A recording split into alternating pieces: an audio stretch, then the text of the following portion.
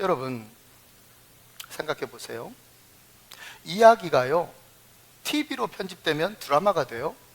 이야기가요 필름으로 편집되면 영화가 돼요. 이야기가요, 특히 창조의 이야기가 책으로 편집되면요 창세기, 모세오경, 성경이 되는 거예요. 그 성경을 딱딱한 교리로 보잖아요. 그러면은 금방 지루해지고 많이 어려워요. 그러나 성경을 하나님이 들려주시는 이야기, 하나님이 들려주시는 놀라운 이야기로 읽으면 성경은요 은혜가 있고 감동이 있어요. 거기에 이야기에는 힘까지 있기 때문에 더 큰 감동과 더 큰 은혜를 주어요.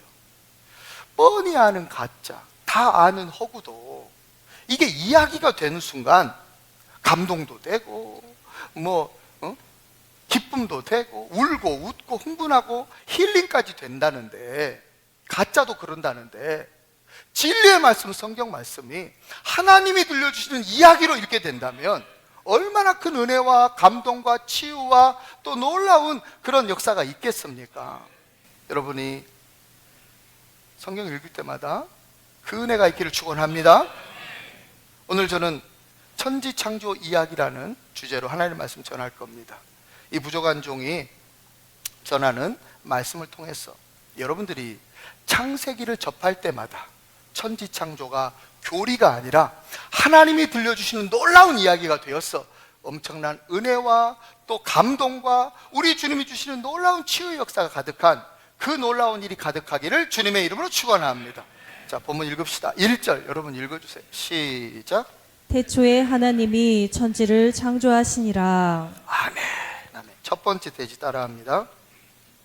누구를 위한 이야기인가? 누구를 위한 이야기인가? 이야기는요 누가 들려주느냐도 중요하지만 누구에게 들려주느냐도 매우 중요합니다. 서두에 잠깐 말씀드렸죠. 창조의 이야기는요 BC 6세기경에 바벨론의 포로로 끌려간 이스라엘 백성들을 위해서 책으로 만들어진 이야기라고 했습니다. 그렇다면요 이 창조 이야기, 또 성경책에 기록된 이 창조 이야기는 남의 나라의 포로로 끌려간 사람들, 그래서 압제당하고 고통당하는 그런 사람들에게 들려주는 이야기였다, 성경 말씀이었다라는 것을 염두에 두면서 생각해 볼 필요가 있어요. 이스라엘 백성들이요 바벨론 땅에 포로로 끌려가서 그 고통을 당했어요. 근데 저들이 정말 살기 괴롭고 저들을 정말 힘들게 했던 건 뭐냐면 사실 저들의 신앙관을 흔들었기 때문이에요. 하나님을 믿는 그 유일신을 믿는 여호와 하나님을 믿는 그 신앙관을 바벨론 사람들이 흔들었어요. 바벨론이 믿고 있었던 신이 있었어요. 마루둑이라는 신이에요. 근데 이 바벨론 사람들이요 마루둑이라는 신을 믿었기 때문에 어떤 사고방식을 갖고 있었냐면, 어떤 신앙관을 갖고 있었냐면, 마루둑이 전쟁을 해서 이스라엘이 믿는 여호와를 이겼다는 거예요. 그래서 바벨론이 이스라엘을 이겼고, 그래서 이스라엘 백성들을 포로로 끌고 오게 되고, 그래서 그들을 다스리고 그들을 압제하고 그들을 그렇게 고통 줘도 된다, 그렇게 생각한 거고요. 이스라엘은 전쟁에서 패한 여호와를 믿기 때문에 남의 나라 끌려와서 포로 생활해야 되고 고통과 압제와 다스림을 당해야 된다, 이 말도 안 되는 신앙관을요 바벨론 사람들 갖고 있었던 거예요. 그리고 그 신앙관을 퍼뜨린 거예요. 나라를 잃은 것도 서러운 일인데, 남의 나라 끌려와서 포로 생활하는 것도 고통스러운 일인데, 신앙관마저 흔들고 신앙관마저 무기력하게 만들어버리는 그 현실 속에 이스라엘 백성들이 바벨론 포로 생활하고 있었던 거예요. 그런 이스라엘 백성들을 불쌍히 여기신 하나님이 창조의 이야기를 책으로 써서 그들에게 들려주는 거예요. 태초에 하나님이 천지를 창조하시니라. 하나님이 창조주라고 알려줘요. 바벨론이 믿는 마루둑이 아니라 이스라엘 백성들이 믿는 하나님이 창조주라고 알려주는 거예요. 하나님이 창조주라면 존재하는 모든 것들은 다 피조물이에요. 하나님이 창조주라면 존재하는 모든 신들은 다 가짜요, 헛된 것이고 우상일 뿐이에요. 왜요? 하나님의 창조 목록에는 신이 없거든요. 하나님이 만드신 모든 것 중에 하나님은 신을 결코 만들지 않았어요. 그렇다면 신은 누가 만든 걸까요? 인간이 만들었어요. 인간이 필요에 의해서, 목적에 의해서 나무나 돌이나 자연현상에다가 의미를 부여해서 우상을 만든 거예요. 우상. 그래서 하나님 외에 다른 신들은 다 우상이고 헛된 거고 가짜일 뿐이에요. 지금 바벨론에서 각광받고 있는 신, 바벨론에서 떠받들고 있는 신, 그 마르둑이라는 신, 그거 가짜라고, 그거 헛된 우상이라고 창조의 이야기를 통해서 하나님 말씀하시는 거고요. 이스라엘 백성들 비록 포로로 끌려왔지만 이스라엘 백성들이 믿는 여호와 하나님이야말로 진정한 신이고 참된 신이고 만왕의 왕이요 만주의 주시라는 사실을 알려주는 것이 창조의 이야기인 거예요. 저들은 비록 포로 생활하고 있을지 몰라도 하나님은 포로가 아닌 거죠. 저들은 비록 압제당하고 있지만 하나님은 전능자시라고, 천지를 창조하신 하나님은 전능자시요 창조시라고 이스라엘 백성들에게 알려주고 있는 거예요. 그게 창조 이야기의 목적이었어요. 우리 성경 구절 볼까요? 시편 95편 95편 3절에서 5절까지를 개역 한글판으로 읽어봅시다. 자, 시작. 대저 여호와는 크신 하나님이시요 모든 신 위에 크신 왕이시로다. 땅의 깊은 곳이 그 위에 있으며 산들의 높은 것도 그의 것이로다. 바다가 그의 것이라 그가 만드셨고 육지도 그의 손이 지으셨도다. 아멘. 아멘. 아멘. 사랑하는 성도 여러분, 우리는 이 세상 살아갈 때에요, 종종 포로처럼 살아갈 때가 있어요. 물질의 포로가 되고, 시간의 포로가 되고, 환경의 포로가 되고, 인간관계의 포로가 되었어. 그렇게 살아갈 때가 있죠. 그래서 아주 무기력하게 패배감에 젖어서 살아갈 때가 있어요. 그런 우리들에게 하나님은, 오늘 본문석 하나님은 동일하게 말씀하시는 거예요. 네가 믿는 하나님, 나는 모든 것을 만든 창조주시다. 시간도 내가 만들었고 공간도 내가 만들었고 인간도 내가 만들었다. 이야기는 이어갑니다. 너는 피조물일지라도 나는 창조주다. 너는 연약할지라도 나는 강력하다. 너는 할 수 있는 것이 없을지라도 나는 모든 것을 할 수 있는 전능자다. 그러므로 결코 위축되지 말아라. 그러므로 결코 포기하지 말고, 그러므로 결코 낙심치 말고 믿음으로 일어서라. 하나님은요, 그 포로 생활하고 있는, 그 위축되고 낙심되고 무기력에 빠져버린, 신앙감마저 무기력하게 만들어버린 그 현실 속에 있는 이스라엘 백성들을 불쌍히 여겨서 이 창조 이야기를 책으로 만들어 들려주시면서 내가 믿는 하나님 진짜 하나님이요, 이 바벨론이 믿고 있는 마르둑은 가짜요 헛된 우상이라는 것을 알려주면서 용기를 주고 있고 힘을 주고 있다는 사실을 믿으시기 바랍니다. 두 번째, 돼지 따라합니다. 왜 천지를 만드셨는가? 왜 천지를 만드셨는가? 하나님이 하늘과 땅을 만드셨어요. 하늘과 땅을 만드셨는데 왜 만드셨을까요? 왜요?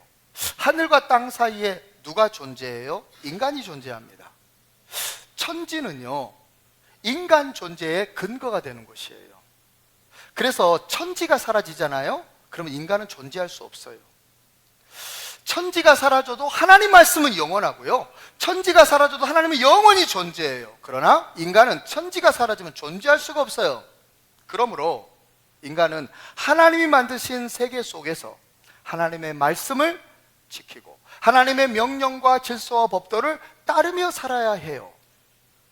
그런데 인간이 하나님 만든 세계 속에서 하나님의 말씀을 순종치 않고 하나님의 명령과 질서와 법도를 지키지 않으면요, 인간 스스로가 만든 세계 속에 갇혀서 억압과 핍박과 고통과 괴로움 속에 살아가게 되는 거예요. 지금 이스라엘 백성들이 바벨론이 만든 세계 속에 갇혀서 포로 생활하고 있잖아요. 그 이유가 거기에 있어요. 저들은 하나님의 말씀을 순종치 않았대요. 하나님의 명령과 질서와 법도를 어기고 심지어 우상을 섬기고 하나님을 멀리 해버렸대요. 여러분, 이스라엘이 망한 이유, 다윗 왕조가 무너진 이유는요, 뭐 다윗 그 왕조에 왕손을 이어갈 왕자가 태어나지 않아서도 아니고요, 이스라엘이라는 나라가 급격히 국력이 세져서도 아니었어요. 저들은 끊임없이 아들을 낳았고요, 저들의 국력은 그렇게 나쁘지 않았고요, 저들의 국민들이요, 뭐 어리석고 미련하지 않고 전 세계에서 가장 뛰어난 국민들이었다고요. 그런데 망했어요. 왜요? 하나님의 세계 속에 살아야 될 사람들이 하나님의 말씀 청정치 않고 하나님 명령과 질서와 법도를 어기며 따르지 않았기 때문에 그랬던 거예요. 하나님은 끊임없이 이스라엘 백성들에게 주의 종 선지자를 보내주셔서 당신의 메시지를 선포하게 했어요. 그런데 이스라엘 백성들은 끊임없이 그 말씀을 청종하지 않았답니다. 하나님은 끊임없이 보내주셨고 저들은 끊임없이 거부했답니다. 이게 대선지서의 핵심 내용이고 이스라엘이 망한 진짜 이유예요. 예레미야서 25장 볼까요? 예레미야서 25장 4절. 자, 시작. 그러므로 여호와께서 그의 모든 종 선지자를 너희에게 끊임없이 보내셨으나 너희가 순종하지 아니하였으며 귀를 기울여 듣지도 아니하였도다. 아멘. 참 안타까운 이야기인데요, 제가 미국에 있었을 때 시카고의 어느 한인 교회가요 문을 닫았다는 소식을 들었어요. 뭐 이민 한인 교회 문 닫은 이야기는 뉴스도 아니에요. 흔하게 있는 일이니까. 근데 저에게는 큰 뉴스였어요. 왜냐하면 제가 그 교회를 알았거든요. 저는 LA 지역에 있었지만 시카고에 있는 그 교회를 알았어요. 왜냐하면 제가 그 교회 30년사를 갖고 있었거든요. 누군가에 의해서 전해줘서. 그 교회가 문 닫았다 그러니까 참 속상하면서 그 30년사를 꺼내서 읽어보기 시작했어요. 예전에는 그냥 책꽂이에만 있었는데 그때 이제 제대로 읽기 시작했어요. 읽으면서 깜짝 놀랐어요. 30년 동안 담임 목사님이 10명이나 바뀌었어요. 평균 몇 년 목회했어요? 3년 목회한 거예요. 3년마다 바꾼 거예요. 3년마다. 3년마다 목사님 떠난 게 아니라 3년마다 나가게 하신 거예요. 이해가 돼요. 제가 왜 이해가 되냐면, 사실 제가 미국에 있어봐서 알지만 이 미국의 한인교회 목사님들 중에는 교육을 제대로 못 받은 분들이 가끔 있어요. 그러니까 한국에서 신학을 안 하고 미국에서 무인가 신학교에서 신학하고, 그래서 무슨 제대로 교육을 덜 받는 상태에서 그냥 이렇게 목회하시는 분들도 종종 있어요. 그리고 그렇게 훌륭하지 못한 분들도 종종 있어요. 물론 너무너무 훌륭한 분들도 계시지요. 저는 그 교회가 왜 10년 동안 10명의 목사님을 바꿨는지 이해해요. 여러분, 그 한인교회 특징이요, 이민교회 특징이 어느 지역에 따라서요 교인들의 분포가 확 달라집니다. 이 실리콘밸리 같은 지역은요, 교인들이 거기에 있는 교인들은요 95%가 박사학위 소지자들이에요. 그러니까 일부러 그런 사람들만 모으게 한 게 아니라 그 지역이 그래요. 그러니까 연구소가 있는 곳이라서 그런 곳에서 한인교회를 세우면 그 연구소에 다니는 분들이 교회를 등록하다 보니까 그렇게 되는 거예요. 그렇게 되다 보면 성도들 입장에서는 그럴 거 아니에요. 담임 목사님을 나보다 더 좋은 분 모시고 싶지 않겠어요? 저라도 그럴 것 같아요. 이 학력 면에서나 실력 면에서나 영성 면에서나 도덕성 면에서나 나보다 더 나은 목사님 모시고 싶죠. 나보다 못한 실력, 나보다 못한 학력, 나보다 못한 영역, 나보다 못한 도덕성 갖고 있는 사람, 아니면 나랑 똑같은 사람 모시고 싶겠어요? 나보다 나은 사람 모시고 싶겠죠. 그래서 그 교회는요 계속 목사님을 바꿨어요. 더 좋은 목사님. 저는 충분히 이해가 되지만, 저라도 그런 마음이 있겠다 동의가 되지만, 사실 이거 알아야 돼요. 완벽한 목사님은 없어요. 물론 훌륭한 목사님도 계시지만 그렇게 학력이나 실력이나 영역이나 도덕성이나 모든 것에 완벽한 목사님이 왜 그 교회 가겠어요? 그리고요, 잘 생각해야 돼요. 하나님의 전능성은 어디에서 발휘될까요?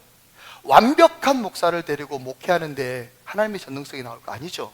부실한 목사를 통해서 위대한 일을 행하실 때 하나님의 전능성이 나타나는 거 아니겠어요? 하나님은 부족한 종들이지만, 뭔가 조금 빈약한 종들이지만 그 교회에 하나님이 10번이나 보냈어요. 끊임없이 주의 종을 보냈어요. 근데 그 교회 교인들은 계속 바꿨어요. 더 나은 목사님, 더 좋은 목사님, 더 실력 있는 목사님, 더 학력 있는 목사님, 계속 바꿨어요. 부족한 종이지만 그들을 통해서 끊임없이 말씀을 선포했는데 저들은 끊임없이 청종치 않고 외면하고 더 나은 것을 찾고 바꾸고 바꿨어요. 결국에는 교회는 문을 닫았고 성도들은 뿔뿔이 흩어졌어요. 사랑하는 성도 여러분, 하나님이 만드신 세계 속에서 하나님의 말씀 순종하고 하나님의 명령과 질서와 법도를 잘 따르지 않으면, 순종치 않고 따르지 않으면 그런 교회는 망해요. 그런 가정은 망해요. 그런 민족 망해요. 그런 나라 망해요. 그러나 하나님이 만드신 세계 속에서 하나님의 말씀 순종하고 하나님의 명령과 질서와 법도를 잘 지켜나가면 그런 교회는 부흥해요. 그런 가정은 축복받아요. 그런 민족은 융성해요. 그런 나라는 번영할 줄로 믿습니다. 이 놀라운 은혜가 우리 가운데 넘치기를 간절히 축원합니다. 세 번째는요, 따라하겠습니다. 어떻게 창조되었는가? 어떻게 창조되었는가? 오늘 본문이 강조하는 한 가지 단어는 창조라는 단어예요. 창조. 이 창조라는 단어를 히브리어로 보니까 바라라고 되어 있어요. 이 단어는요, 무에서 유를 창조할 때 쓰는 단어예요. 그러니까 인간들은 쓸 수 없는 단어예요. 인간이 쓸 수 없는 용어. 오직 하나님만 쓸 수 있는 용어예요. 왜요? 인간은 무에서 유를 창조 못 하거든요.